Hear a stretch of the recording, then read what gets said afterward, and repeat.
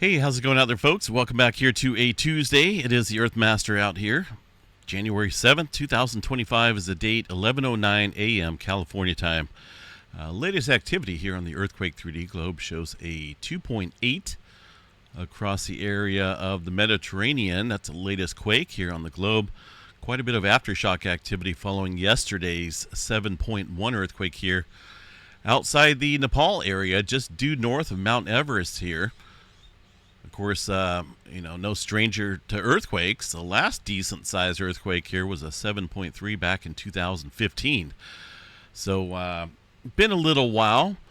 There is that 7.1, fairly shallow earthquake. Unfortunately, there was quite a bit of damage out there for the region that did have some population within the epicenter range here. Luckily, though, that was not around a major populated area, but definitely seeing some damage from that 7.1, really shallow at 6 miles below the surface there. Quite a few earthquakes there in the 4 range. We're looking at roughly about 19 earthquakes so far for the total tally from this 7.1. As far as anything migrational or pressure transfer, not a whole lot across the plate boundary here for now. We did have one earthquake coming in following that 7-pointer further up north, but it's a little distance away there, few hundred miles actually, north of the 7-pointer. We had that 4.8 come in following the 7-pointer there, but let's go ahead and see what we got for newer activity today. We'll watch that region. Obviously, they're going to continue to see some aftershock sequences there following that large earthquake. Newer activity here on the Earthquake 3D globe in the white rings. Looks like we got some renewed deep activity here across the Izu Trench. That's around the Japan area here with a pair of earthquakes today, 5.6 and also 5.3 way down there here into the subduction zone. Got one here, the latest one, 332 miles deep into the subduction zone of the Izu Trench. So 2 earthquakes of considerable depth there. We'll watch upstream here for the potential adjustment following the deeper activity. Yesterday, a 5-pointer up here into the Japan Trench following the movement over here across the Himalayas. So it looks like things, even though that's a considerable distance there between Japan and the earthquake yesterday, got to remember, though, when you move around one area of the plate, obviously, for us, that's a long distance, but geologically speaking, it's just a hop, skip, and a jump in terms of potential pressure differences and transfers in the area. This region here of the Himalayas obviously been built up over time, and you got an area of the plate here across the India plate and the Eurasia plate of similar rock density. So it's a subduction zone, so to speak, but there's really nothing being subducted, so it's more or less 2 similar rock densities there between the plates, and it's being pushed up instead of being subducted there for the Himalaya mountains. But if you look, the general strain here, when we get movement along the Eurasia plate, the arrows here pointing towards the Japan area. See the green plate here, the Eurasia plate? So it looks as though that may have shifted the Eurasia plate a little bit and added more strain here across this area of the crunch zone. That's where all the plates tend to meet. You got the arrows from the Eurasia plate, the Pacific plate, all pointing towards the Japan area, Taiwan, Izu Trench area. So things have been amplified across this area following the movement there near Nepal yesterday. That's what I like to look for, is the migrational movement here following a large earthquake. And it looks like, definitely nothing over here west. This has been an ongoing event here. Small microquakes there on any given day across the Mediterranean. Older earthquakes there across Iran. But it looks as though elevated activity here across the Izu Trench, Japan, and down here across the Indonesia Islands area today.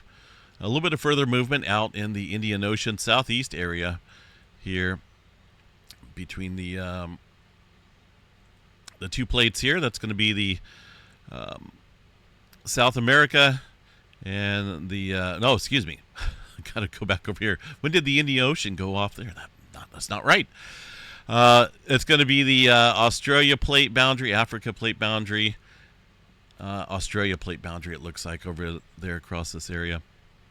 Either way, it's a fracture zone, little spreading seafloor center out there in some of the areas. 5.2 and a 4.9 within minutes of each other earlier this morning. New Zealand, pretty quiet. Handful of smaller quakes there in the last couple days. Really nothing new back here across this area. Just got a bunch of deep activity working its way in the Izu Trench. The West Coast, let's go ahead and see what we got here for California activity. A whole lot of wind down there today, man. Not a day to have a barbecue. All it takes is a couple embers there flying in that 70 and 80 mile per hour wind out there, and to start a big wildfire. We'll check that out here towards the end of this update video as far as the wildfire status. Trail of earthquakes here on the San Andreas Fault, the southern segment there, just off of it, it looks like, actually. Nothing big, but got to watch that. 2.9 off the coast area of Santa Barbara from yesterday. Aside from that, mostly microquake activity out here today, but a little bit of linear fashion there across that plate boundary. That's well overdue for a big earthquake. Some further movement there outside of Bakersfield. This is where they had that 5.4, I believe it was, or 5. I think it was a 5.4. A couple months back during that elevated earthquake event out here in Southern California. We had 4s all over the place. It's calmed down in respect to the larger magnitudes, but you're still getting earthquake activity out here, and there's still the concern of some bigger movement. That has not gone away. San Francisco Bay Area, some fairly minimal earthquake activity today. Out here where the earthquake struck in Nevada here some weeks back, that was a 5.7. That continued to see some aftershock activity. Really nothing of major interest for now. Northern California, a handful of earthquakes. Well, okay. Maybe a small handful here. 2.5 and a 1.5. One from yesterday, one from today. Continue to watch that. We did see a little bit of elevated tremor activity out here yesterday, so things may start to pick up out there across the southern end of the Cascadia subduction zone. Up here outside the Vancouver region, a couple earthquakes there. One from yesterday, one from today.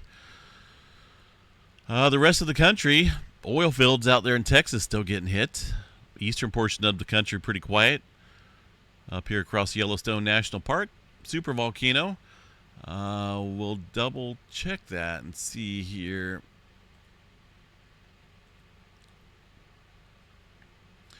It looks like a couple earthquakes coming in there in the last couple hours, showing up there across Maple Creek, Madison River, Purple Mountain, Mary Lake.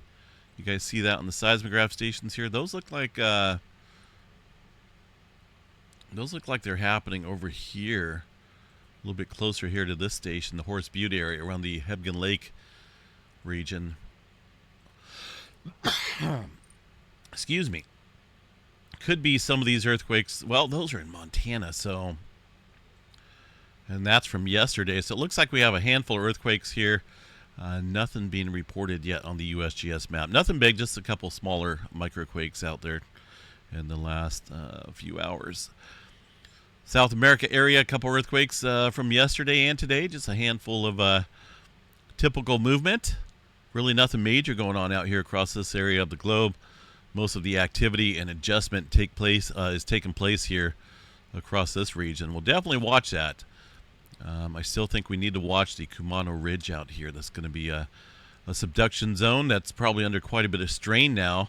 Well, it has been. It's coming up on the regular interval here between large events for an 8-pointer, probably a mid-8 out here across the Kumano Ridge. That's deeper activity, obviously adding further strain across that region, putting a whole bunch of strain out there. If you really think about it, got the Pacific Plate here moving off to the northwest, adding strain here against the Filipino Plate. Of course, that adds strain here against the Japan area, the Kumano Ridge right there at the tip of the finger.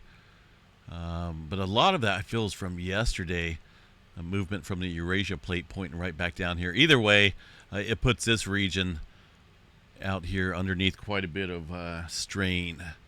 So we'll continue to keep an eye on the Kumano Ridge here. It was put out, well, a couple months back here, a few months back, the Japanese government put out a Megaquake warning for this area due to the amplified conditions that were taking place here across the southern end. They felt that this area was just about ready to go in terms of Megaquake potential. It never did, but it's still, that the strain never went away. It's still there. And with each and every day passing, the earthquake potential there increases. And that's just one region across the globe here that's got the potential to take the first 8-pointer. And by the way, we should have seen an 8-pointer by now, folks. This is just a number of earthquakes occurring each year on average, right? There's going to be over 1 million earthquakes around the globe of magnitude 2 to 2.9 on any given year. Magnitude 8.0 and up should be at least one. Our last 8-pointer was back in 2021. So here we are 4 years later with no 8-pointer. So that greatly increases the chances there of seeing something much bigger than that. The question is where? As far as activity goes, starting off the year fairly active. Let's take a look here at the last 7 days of decent magnitudes. We'll check out the largest. Of course, that's going to be the 7.1 here yesterday around the Nepal area. Before that, we had 3 6-pointers. We started off the new year with a 6.1 down in the South Sandwich Trench, 6.1 in Chile, and a 6.2 in El Salvador. Pretty active here for the first week of January. Of course, last year we started off the first of the year with that 7-pointer out here across the western side of Japan. So things, they're active. Too early to say if they're if it's going to be more active this year compared to last year or not. This is the seismograph station there of the massive signature from the 7-pointer there yesterday on the Ethiopia seismograph station there. Been watching that lately with the ongoing rift earthquake activity, rift boundary earthquake activity. And there's not a whole lot. If you look here in the lines beyond the shadow of that 7-pointer from yesterday, there's not a whole lot of localized earthquake activity there across Ethiopia in the last 24 hours. Looks like one was registered just after midnight. Yeah, we had another 4.5 yesterday, but it looks like things are calming down. Doesn't mean it's over, but toning off a little bit there in terms of elevated activity.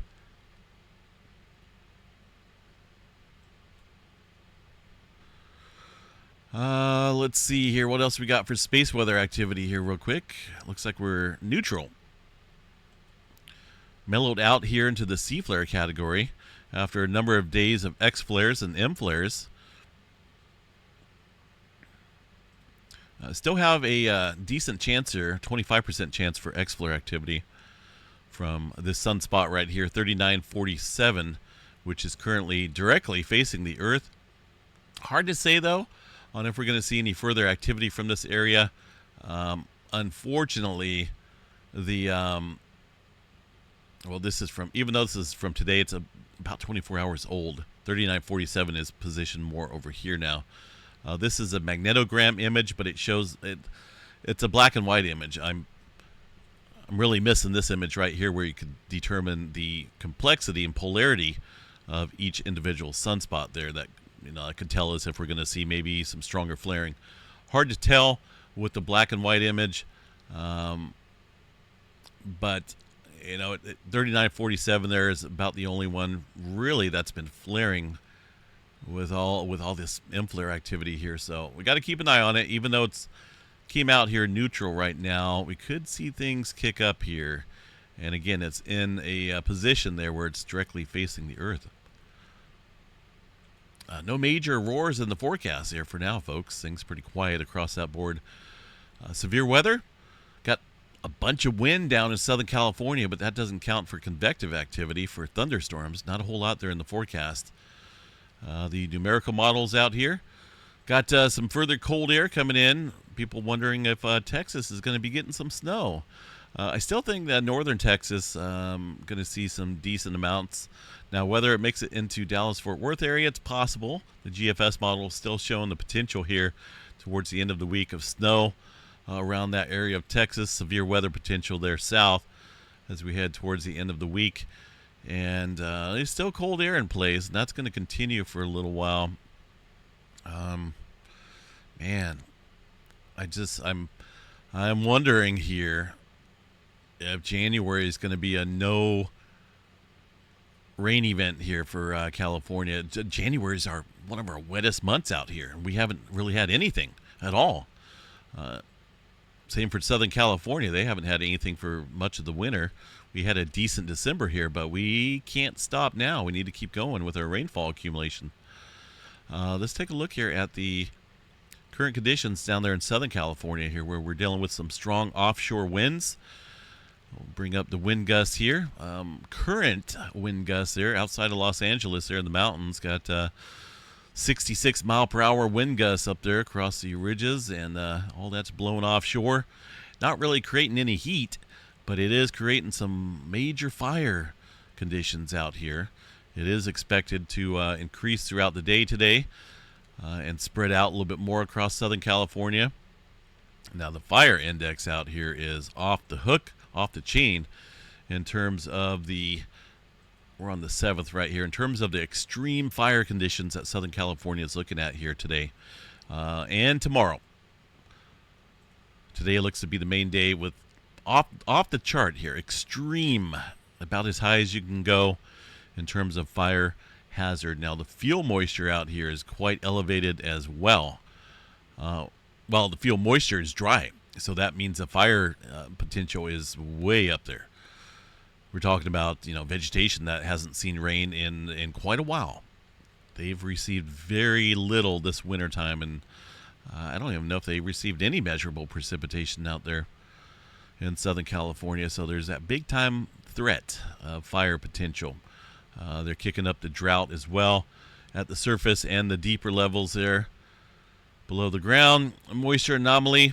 Here's the stark difference here between Northern California and Southern California here. It starts about Stockton area southward. Very dry conditions here this winter. We're still quite moist out here across the deeper level, and the surface level is starting to dry out a little bit for this time of year. Hopefully we'll get some more rain, but like I say, we picked up quite a bit here in December, so that's keeping the deeper regions nice and moist.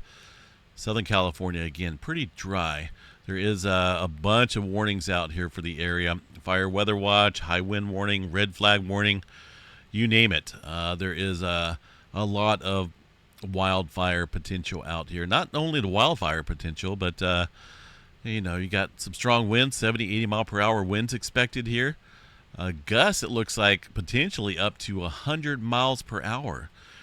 That is crazy. So strongest winds are expected across the San Fernando Valley, San Gabriel Valley, and the Santa Monica Mountains. A lot of dry fuel out there, so anything that does take off in terms of fire is not going to be controlled very easily. I wouldn't want to fire up a barbecue or even mow the grass or anything in that type of weather. As far as current fire map goes, I'll take a look and see if we got any fires out there that have fired up. Oh man, look at this. Couple new fires coming in. Never fails. Got a 1.5 acre fire. Units on scene can handle. Okay, so that's a localized, but when you get into the mountains here, well, look at that. That's what I'm talking about. Look at that wind speed right there. Los Angeles there in the background. Look at the flame. That's crazy. Pretty much blowing that smoke at ground level. That's how strong the winds are. And, man, that's not good. So that is a Palisades fire. Man, probably slaughtered it. Correct me if I'm wrong. That's currently sitting at a 10-acre fire. I'm sure that's going to be bigger here by tonight. Significant spotting out to about 3/4 of miles being reported here from that fire. So it's early in the day. It's only 11:30 out here in the West Coast. So it's going to be a bad day for fires, folks. Make sure keep your eyes open. That's all I can say here, and make sure you have an evacuation plan just in case you need to get out of there quickly, because days like this, no bueno. Up here in Northern California, we got about, it's a little windy out here, about 25 miles per hour or so out of the north, but these guys, they're dealing with something much stronger, as I showed you guys, up to about 100 mile per hour wind gusts. All right, let's see. Seismograph stations out here. Little spike of an earthquake on China Lake. A couple of them, it looks like. One on Barrett.